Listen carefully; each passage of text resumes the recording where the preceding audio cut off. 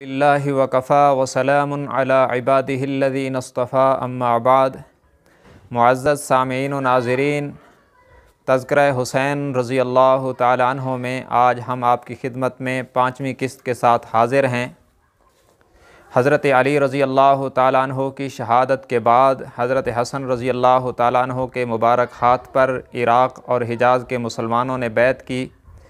और कम व बेश 6 माह बाद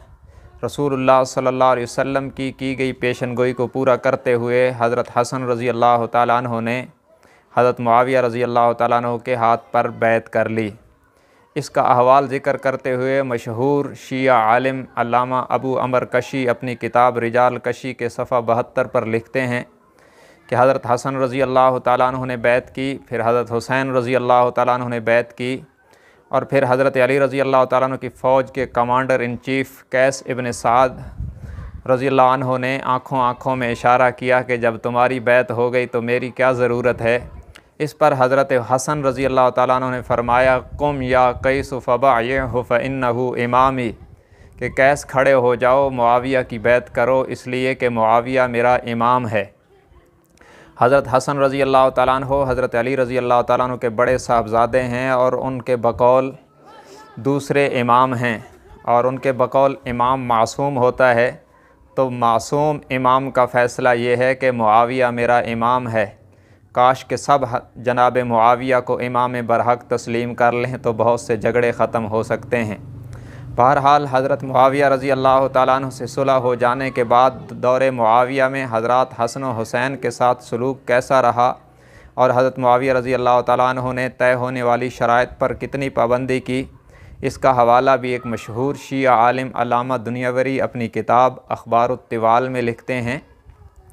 कि हज़रत मुआविया रज़ी अल्लाह तआला अन्हु ने हज़रत हसन से तय पाने वाली तमाम शराइत पर सख्ती से अमल किया, किसी एक शर्त की भी खिलाफ वर्जी नहीं हुई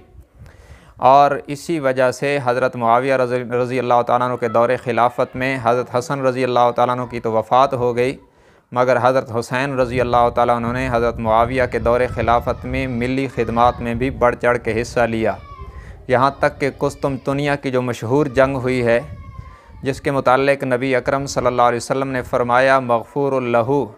कि जो इसके बारे में जो इसके अंदर शिरकत करेगा उसके साबका गुनाहों को अल्लाह माफ़ फरमा देगा।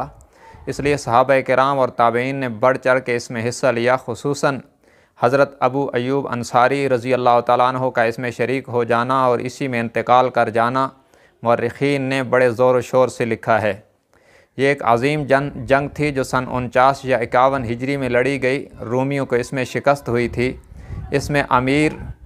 हज़रत मुआविया रज़ी अल्लाह तआला अन्हु का बेटा यजीद इब्न मुआविया था और उसकी क़ियादत में हज़रत हुसैन रज़ी अल्लाह तआला अन्हु ने भी इस जंग के अंदर शिरकत की।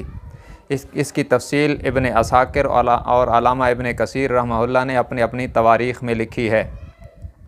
और फिर अल्लामा इब्न कसीर अल बिदाया व निहाया में और इब्न असाकिर तारीख़ दिमश्क के अंदर लिखते हैं कि हज़रत हुसैन रज़ी अल्लाह तआला अन्हु हज़रत मुआविया रज़ी अल्लाह तआला अन्हु की खिदमत अक़दस में जाते थे और हज़रत मुआविया रज़ी अल्लाह तआला अन्हु उनकी खूब इज़्ज़त व तौक़ीर करते और उनकी खिदमत में हिदाया पेश करते। बसा औक़ात एक मजलिस में 2 लाख दिरहम पेश कर दिया करते थे और ये वक्ती इमदाद हुआ करती थी। इसके अलावा सालाना वज़ाइफ अलहदा से मुकर्रर थे, जिसकी दलील ये है कि हज़रत उस्मान अली हजवेरी अपनी मशहूर किताब कश्फुल महजूब के 8वें बाब में लिखते हैं कि हज़रत हुसैन रज़ी अल्लाह तआला अन्हु के पास एक शख्स आया और उसने आके सवाल किया, कुछ मांगा।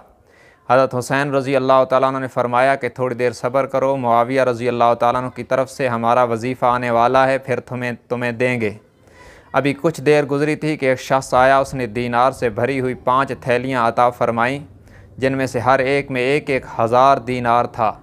और फिर फ़रमाया कि मुआविया माज़रत भी कर रहे हैं, वो फ़रमा रहे हैं कि ये थोड़ा सा हदिया कबूल फ़रमाएँ, इंशाअल्लाह किसी दूसरे वक्त में और हदिया आपकी खिदमत में पेश किया जाएगा। ये इस बात की दलील थी कि हज़रत मुआविया रज़ी अल्लाह तआला अन्हु अपनी तरफ से इन हज़रात को हिदाया भी पेश करते, वज़ाइफ भी अता फ़रमाते और ये हज़रात हज़रत मुआविया के हदियों और वजीफ़ों को खुश दिली से कबूल फ़रमाते, जो दोनों के दरमियान मोहब्बत और प्यार की और एक दूसरे पर एतमाद की दलील है। यहाँ तक कि हज़रत मुआविया रज़ी अल्लाह तआला अन्हु ने अपने आखिरी सालों में खिलाफत के मसले पर मशवरा किया कि मेरे बाद मेरा वली अहद कौन होना चाहिए। याद रखें कि ये वो दौर था कि जब हज़रत मुआविया का नायब और वली अहद उस शख्स को बनना चाहिए जो अरबों के सियासी वक़ार को कायम रख सके और उम्मत के शिराज़े को अपनी जगह जोड़ के चलाए और मुस्लिम अफवाज उसकी बिला चुनो चरा इताअत करें। ऐसा शख्स कौन होना चाहिए? तो बाज़ अकाबिर सहाबा ने कहा कि आपका बेटा यजीद होना चाहिए, और बाज़ बड़े बड़े सहाबा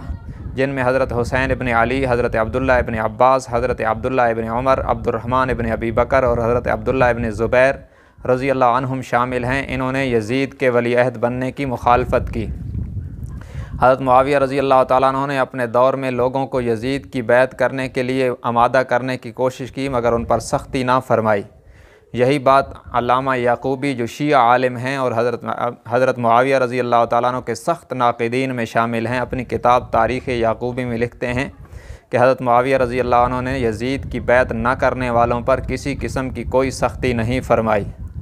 इन 5 बुज़ुर्गों में से हज़रत अब्दुर्रहमान इब्न अबी बकर की वफ़ात हो गई यजीद की बैत होने से भी पहले,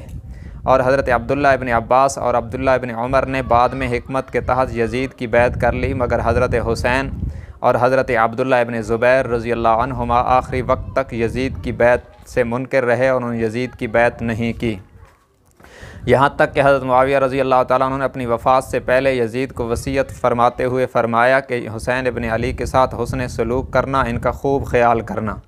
मगर हज़रत मुआविया रज़ी अल्लाह ताला अन्हु की वफ़ात के बाद जब यजीद वली अहद बना तो बदकिस्मती से वाक़या करबला पेश आया, जिसने यजीद के किरदार पर वो दाग लगाया है जिसको क़यामत तक कोई धो नहीं सकेगा। इसकी तफ़सील इंशाअल्लाह आपकी खिदमत में हम पेश करेंगे। आज की वीडियो में बस इतना ही। अल्लाह हाफ़िज़। अस्सलामु अलैकुम व रहमतुल्लाहि व बरकातुहू।